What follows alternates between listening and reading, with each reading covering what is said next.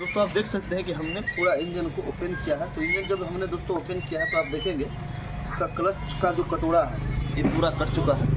आप अच्छी तरीके से देखें, ये कटोरे के अंदर लाइन बने हुआ है और गड्ढा हो चुका है। तो ये गाड़ी जब चलती है तो थरथराहट की टाइप से झटका मारती है। तो इसके लिए हमें इस कटोरा को चेंज करना पड़ेगा।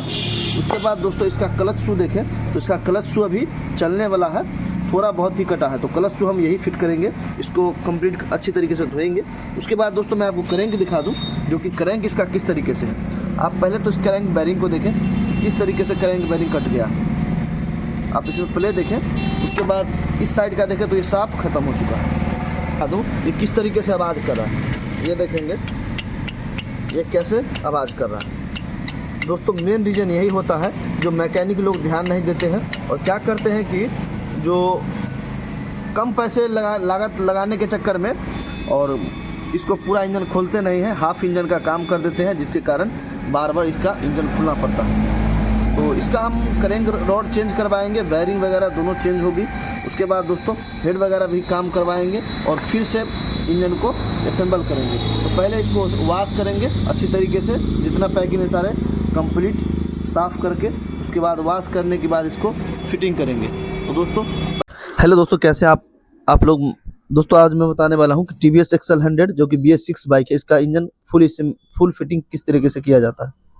हेलो दोस्तों, कैसे आप लोग, उम्मीद करते हैं दोस्तों आप लोग अच्छे होंगे। तो दोस्तों आज मैं बताने वाला हूं TVS XL 100 BS6 बाइक, जिसका दोस्तों फुल इंजन फिटिंग करने वाले हैं। तो दोस्तों फुल इंजन किस तरीके से फिटिंग किया जाता है, इस वीडियो में हम पूरे सही जानकारी आपको देने वाले हैं। तो दोस्तों वीडियो को पूरा देखें तभी आप समझ पाइएगा। तो दोस्तों आप देखेंगे कि मेरे हाथ में है क्रैंक दोस्तों हमने बनवाया है। लेथ पर क्रैंक बनता है, जो कि इसका मैकेनिक अलग होता है, लेथ का मिस्त्री अलग होता है। तो इसको हमने इसका रॉड चेंज करवाया है, बैरिंग वगैरह आप देखेंगे तो बैरिंग भी हमने दोनों चेंज करवाया है और चेम्बर वगैरह हमने वॉश किया है। उसके बाद वॉश करने के बाद प्रॉपर इसको सही तरीके से फिट करने वाले हैं। तो आइए पहले कर लेते हैं इसको फिटिंग। दोस्तों सबसे पहले हमें इंजन ऑयल लेना है। इंजन ऑयल हमें दोस्तों सबसे पहले इस बैरिंग के अंदर इंजन ऑयल थोड़ा सा हमें लगा लेना है। उसके बाद इस चेम्बर को यहाँ पे हमें, जहाँ पे क्रैंक का बैरिंग बैठता है वहाँ पे थोड़ा सा इंजन ऑयल हमें फिट करना है। और दोस्तों एक और चीज़ हमेशा ध्यान देना है, जो कि अधिकतर मैकेनिक इस चीज़ों को ध्यान नहीं देते हैं और इंजन कस देते हैं। इंजन कसने के बाद क्या होता है, क्रैंक सीज मार जाता है। सीज मारने का मेन रीजन क्या होता है दोस्तों, आप यहाँ पे देखेंगे ये एक हॉल है। इस हॉल के जरिए जो बाइक हमारी चलती है तो क्या होता है कि क्रैंक जो होता है, रोड में भी क्रैंक के अंदर इंजन ऑयल आता है। तो इंजन ऑयल एक और चीज़ हमेशा ध्यान रखना है, जब यहाँ से क्रॉस होके आप देखेंगे यहाँ छोटा सा एक, जो आप देखें यहाँ एक छोटा सा हॉल दिए हुआ है, ये ध्यान से देखें दोस्तों। जो अधिकतर मैकेनिक इस पे गौर नहीं करते हैं और जैसे तैसे इंजन कस देते हैं और इंजन सीज मार जाता है। तो इस हॉल के यहाँ से इंजन ऑयल जाता है और इससे प्रेशर होके क्रैंक पे, जब क्रैंक हमारी चलती है तो दोस्तों आप देख सकते हैं कि चेम्बर में हमने क्रैंक को फिट कर लिया है। क्रैंक को फिट करने के बाद दोस्तों हमें थोड़ा सा इंजन ऑयल बैरिंग पे लगा लेना है इस तरीके से। ये हो चुका है कंप्लीट। उसके बाद दोस्तों हमें किक का जो मेन शाफ्ट है, उस किक शाफ्ट को हम इसमें फिटिंग करेंगे।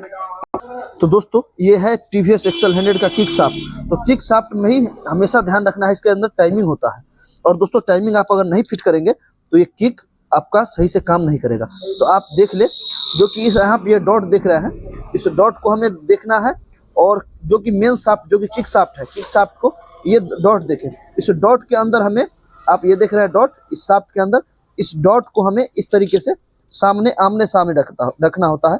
ये देखें इस तरीके से दोस्तों हमें बराबर में रखना है।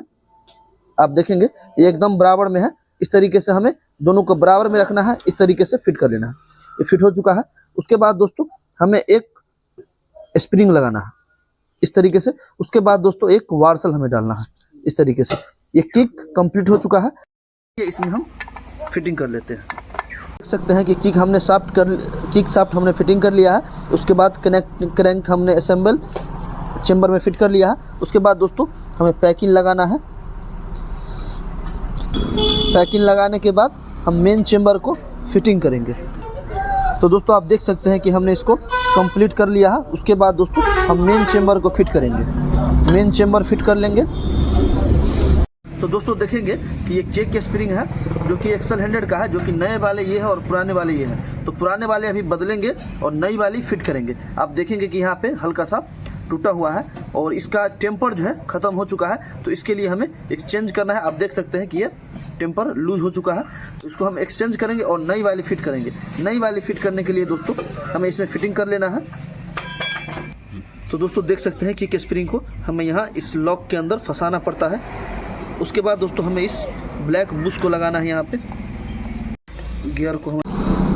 तो दोस्तों आप देख सकते हैं कि हमने इसको फिट कर लिया है। दोस्तों फिट करने के बाद हमें चेक करना है कि ये जो गियर है दोस्तों, इस गियर को हमें ये मेन चेम्बर को हमें बराबर होना चाहिए, तभी आप समझे कि हमारा ये गियर बैठ चुका है। उसके बाद दोस्तों हमें एक बुश लगाना है। बुश लगाने के बाद दोस्तों हमें क्लच कटोरा लगाना है। क्लच कटोरा लगाने के बाद दोस्तों हमें एक मोटा सा इसमें वार्सल डालना है। ये वार्सल आता है दोस्तों, इस वार्सल को हमें यहाँ फिट करना है। उसके बाद दोस्तों हमें क्लच शू फिट करना है। क्लच शू फिट करने के बाद दोस्तों हमें एक फिर से वार्सल लगाना है। उसके बाद दोस्तों इसमें 22 नंबर गुना का नट आता है, जो कि उल्टा गुना आता है दोस्तों, हमें उल्टा गुना इसको फिट करना होता है इस तरीके से। तो दोस्तों क्लच शू का जो है नट, इसे हमें टाइट कर लेना है। उसके बाद दोस्तों हमें पैकिंग फिट करना है इसमें। इस पैकिंग फिट करने के बाद दोस्तों हमें राउंड प्लेट जो कि लोहा वाला आता है, इस प्लेट को हमें यहाँ फिट करना है। और फिट करने के बाद दोस्तों 3 इसमें नट आते हैं। इस तीनों नट को, जो कि 8 नंबर है, इस नट को यहाँ टाइट कर लेना है। तो दोस्तों आप देखेंगे राउंड प्लेट को हमने कंप्लीट अच्छी तरीके से टाइट कर लिया है। उसके बाद दोस्तों आपको यहाँ थोड़ा थोड़ा सुलेशन लगाना है और हमेशा ध्यान रखना है कि सुलेशन यहाँ पे नहीं डालना है, इस पे यहाँ पे डालना नहीं है। उसके बाद दोस्तों हमें पैकिंग फिट करना है। तो दोस्तों आप देख सकते हैं कि क्लच का जो हमने पूरा असेंबल टाइट कर लिया है। उसके बाद मेन चेम्बर को हमें फिट करना है। पैकिंग हमने फिट कर लिया है दोस्तों। तो दोस्तों इसको हमने चेम्बर को फिट कर लिया है। अभी सभी नट को टाइट करेंगे। चेम्बर के जितने भी नट है दोस्तों हमने अच्छी तरीके से टाइट कर लिया है। उसके बाद दोस्तों हमें फिट करना है इसमें ब्लॉक। तो दोस्तों आप देख सकते हैं कि पिस्टन को हमने फिट कर लिया है, लॉक वगैरह इसमें लगा लिया है। उसके बाद दोस्तों पैकिंग भी हमने फिट किया है। उसके बाद दोस्तों थोड़ा सा इंजन ऑयल इस पर हमें डालना है। इंजन ऑयल डालने के बाद दोस्तों ब्लॉक को हमें फिट करना है। और दोस्तों हमेशा ध्यान रखना है आपको कि जब ब्लॉक आप फिट कर रहे हो तो आपको ब्लॉक पे भी थोड़ा इंजन ऑयल डालना है। यहाँ देखेंगे तो इस ब्लॉक पे भी थोड़ा बहुत इंजन ऑयल हमें डालना है। इससे क्या होगा दोस्तों, पिस्टन जब भी आप फिट करेंगे तो ज़्यादा कोई परेशानी आएगा नहीं पिस्टन फिट होने में, और रिंग भी अच्छी तरीके से लगाने में कोई दिक्कत नहीं होगा, अच्छी तरीके से फिट हो जाएगा। तो दोस्तों आप हमेशा ध्यान रखें, गाइड को हमें ऊपर इस तरीके से ब्लॉक के बीच में फंसाना है और पिस्टन को हमें इस तरीके से अंदर की तरफ फंसा लेना है। इस तरीके से हमें कंप्लीट कर लेना है दोस्तों। और कंप्लीट हो जाने के बाद आपको क्या करना है, एक पिलास की मदद से पिस्टन को हमें ऊपर लाना है। ये देखें इस तरीके से ये पिस्टन टॉप पे आ चुका है, ये पिस्टन हो चुका है ऊपर। तो दोस्तों आप देख सकते हैं कि इसको हमने कंप्लीट कर लिया है। ब्लॉक पुश हमें फिट कर लेना है। उसके बाद दोस्तों टाइमिंग गाइड हमें इस तरीके से ऊपर फिट कर लेना है। उसके बाद दोस्तों हमें हेड वाले गैस्केट को फिट करना है। हेड गैस्केट को हमने फिट कर लिया है दोस्तों। उसके बाद हेड को टाइट करेंगे।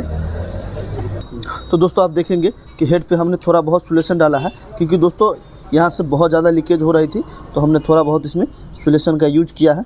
उसके बाद दोस्तों हमें हेड को फिट कर लेना है। उसके बाद दोस्तों आप देखेंगे कि हमने हेड को कंप्लीट कर लिया है। हेड कंप्लीट करने के बाद दोस्तों हमें एक एक वार्सल लगाना है और 4 बोल्ट है, चारों को हमको अच्छी तरीके से टाइट कर लेना है। तो दोस्तों आप देखेंगे कि हेड को हमने टाइमिंग फिट कर लिया है। जो टाइमिंग जो फिट किया है दोस्तों, तो आप ध्यान से हमेशा देखें, ये जो डॉट है दोस्तों, इस डॉट को हमें इसके बराबर रखना होता है, और नीचे वाले जो कि एक्सल लिखल है इसको हमें नीचे रखना होता है।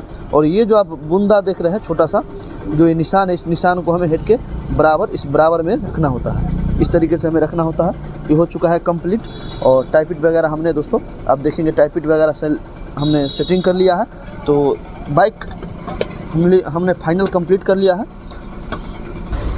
तो दोस्तों आप देख सकते हैं कि बाइक को हमने इंजन कंप्लीट कर लिया है। तो दोस्तों वीडियो पसंद आया तो चैनल को सब्सक्राइब करें, फेसबुक पेज को फॉलो करें। वीडियो देखने के लिए दोस्तों आपका धन्यवाद।